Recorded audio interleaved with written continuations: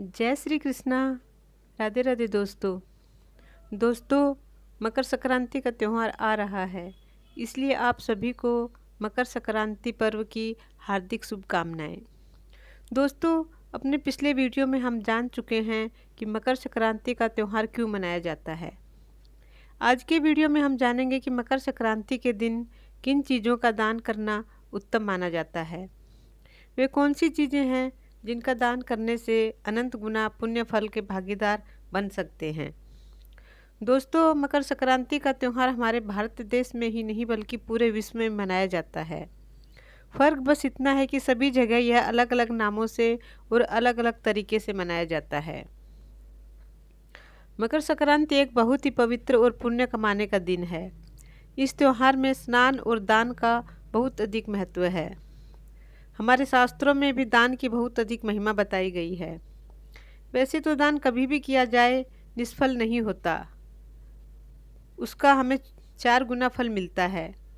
मगर मकर संक्रांति के दिन किए हुए दान का सहस्त्र गुना अधिक फल मिलता है।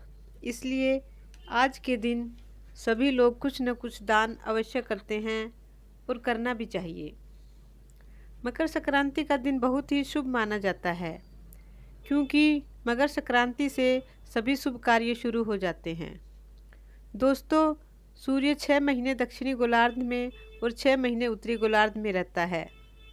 दक्षिणी गोलार्ध में 6 महीने रात रहती है और उत्तरी गोलार्ध में 6 महीने दिन रहता है, अर्थात प्रकाश रहता है।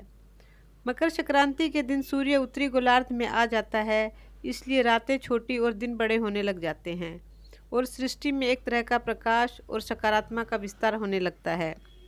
शास्त्रों में तो ऐसा लिखा है कि मकर संक्रांति के दिन मृत्यु प्राप्त करने वाले व्यक्ति को मोक्ष की प्राप्ति होती है। इसीलिए महाभारत युद्ध समाप्त होने के पश्चात भी पितामह भीष्म ने 58 दिन तक तीरों की शैया पर असहनीय पीड़ा सहते हुए उत्तरायण का इंतजार किया, और जब मकर संक्रांति के दिन सूर्य भगवान उत्तरायण हो गए तब उन्होंने अपने प्राणों का त्याग किया और मोक्ष प्राप्त किया।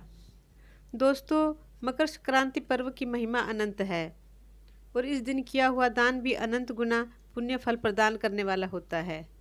आइए दोस्तों, अब हम जानते हैं कि कौन सी हैं वे चीज़ें जिनका दान करना मकर संक्रांति के दिन अति शुभ माना जाता है।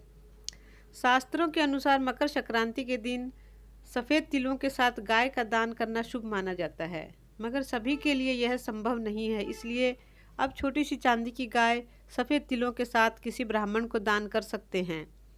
इससे आपके जीवन की सभी मनोकामनाएं पूर्ण होती हैं। रोगों से मुक्ति पाने के लिए सफ़ेद तिलों सहित बैल का दान करना चाहिए।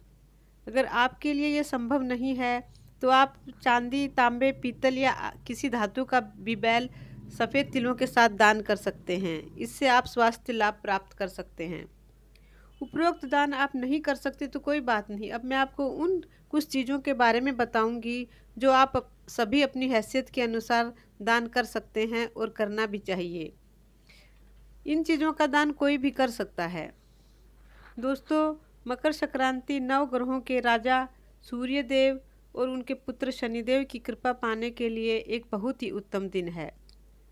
मकर संक्रांति के दिन आप सभी नवग्रहों की कृपा पा सकते हैं और अपने जीवन से उनके अशुभ प्रभाव दूर कर सकते हैं।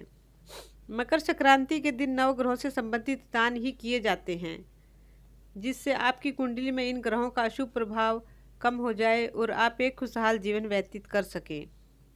दोस्तों, मकर संक्रांति के दिन सबसे महत्वपूर्ण दान होता है तिल का।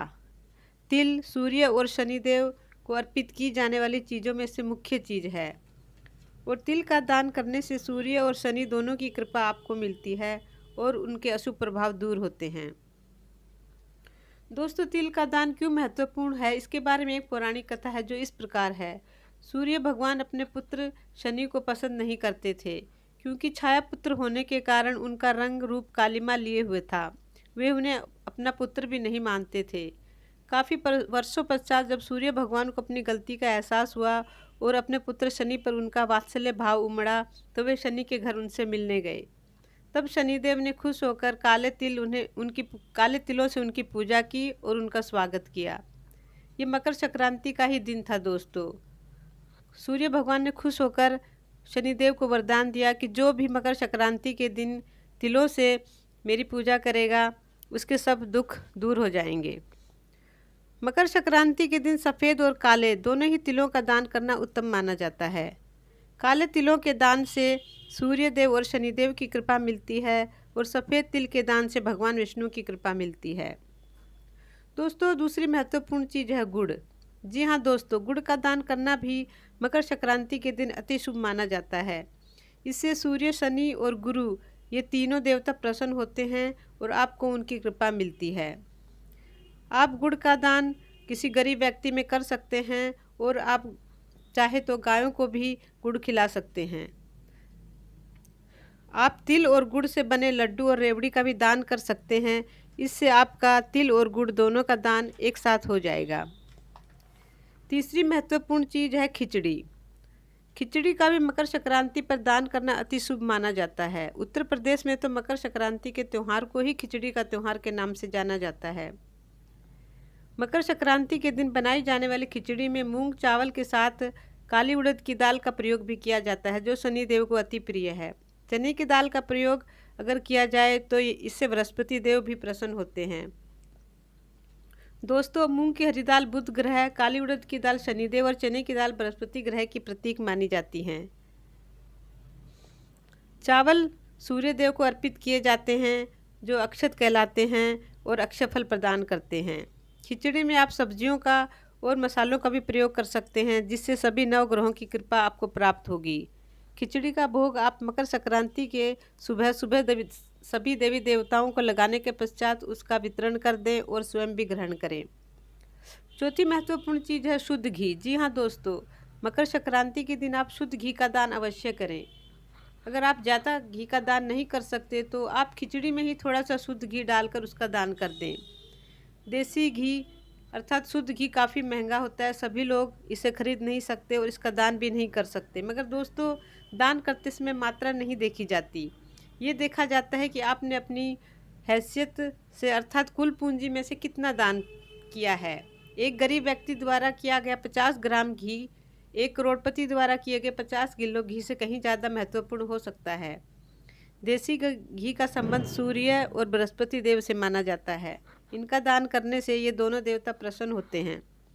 पांचवी चीज़ है गर्म कपड़े और कंबल। दोस्तों, मकर संक्रांति का पर्व कड़क ठंडी के मौसम में आता है। जनवरी माह में सबसे अधिक ठंड पड़ती है, इसलिए ज़रूरतमंदों को गर्म कपड़े और कंबलों का दान करना बहुत ही शुभ माना जाता है। मंदिर के किसी धनवान पुजारी को कंबल दान देने से अच्छा है आप ठंड से ठिठुरते हुए किसी गरीब और ज़रूरतमंद व्यक्ति को कंबल का दान करें। इससे आपका राहु ग्रह शांत होगा और उसका अशुभ प्रभाव भी कम होगा। दान वही उत्तम माना जाता है जो सुपात्र और ज़रूरतमंद को किया जाए। छठी चीज़ है दोस्तों नए वस्त्रों का दान। मकर संक्रांति के दिन पुराने वस्त्रों का दान कभी नहीं करें, चाहे कम ही मात्रा में दें, मगर नए वस्त्र का ही दान करना चाहिए। सातवीं चीज़ है गाय को हरा चारा खिलाना। दोस्तों, गाय हमारे देश में बहुत ही महत्वपूर्ण मानी जाती है, उसे माता कहकर संबोधित किया जाता है। मकर संक्रांति के दिन गाय को हरा चारा खिलाना बहुत ही पुण्य का काम है। अगर आप हरे चारे की व्यवस्था नहीं कर सकते तो आजकल सर्दियों के मौसम में मेथी, बथुआ और पालक की गुच्छियाँ सब्जी मंडी में आसानी से मिल जाती हैं। आप उन गौशाला में जाकर गायों को खिला सकते हैं। इससे आपका बुध ग्रह शांत होगा और उसके अशुभ प्रभाव भी दूर होंगे। आठवीं चीज़ है नमक का दान। दोस्तों, नमक का दान शनिदेव की कृपा पाने के लिए किया जाता है। नमक का दान करने से घर की और घर के सदस्यों की नकारात्मकता दूर होती है। नमक का दान करने से अनिष्टता दूर होती है और आने वाला बुरा वक्त भी टल जाता है। नौवीं महत्वपूर्ण चीज़ है तेल का दान। सूर्य देव की पूजा करने के पश्चात शनिदेव को तेल जरूर चढ़ाना चाहिए, इससे शनिदेव प्रसन्न होते हैं। किसी ज़रूरतमंद को तेल का दान करना भी मकर संक्रांति के दिन शुभ माना जाता है।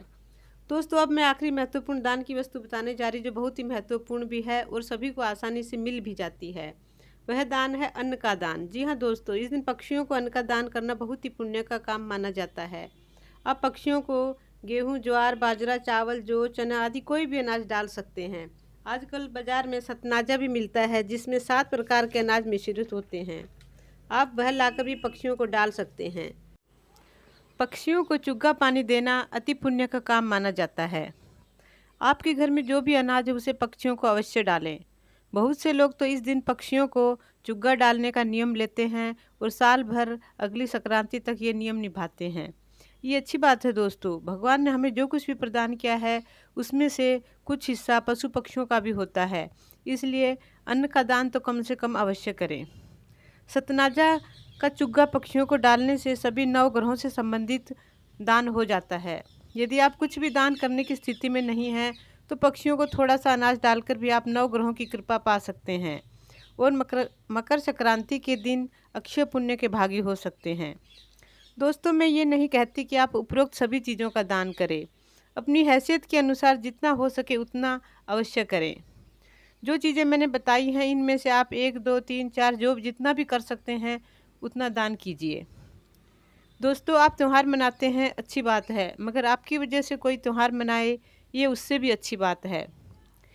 आज के लिए बस इतना ही दोस्तों। अपनी अगली वीडियो में आपको जानकारी दूंगी कि मकर संक्रांति का त्यौहार कैसे मनाया जाता है और कैसे मनाना चाहिए। वीडियो अच्छी लगी हो तो लाइक, कमेंट और शेयर अवश्य करें। जय श्री कृष्णा, राधे राधे दोस्तों, आपका दिन शुभ हो। वीडियो अंत तक देखने के लिए धन्यवाद। आप सभी को मकर संक्रांति पर्व की हार्दिक शुभकामनाएं।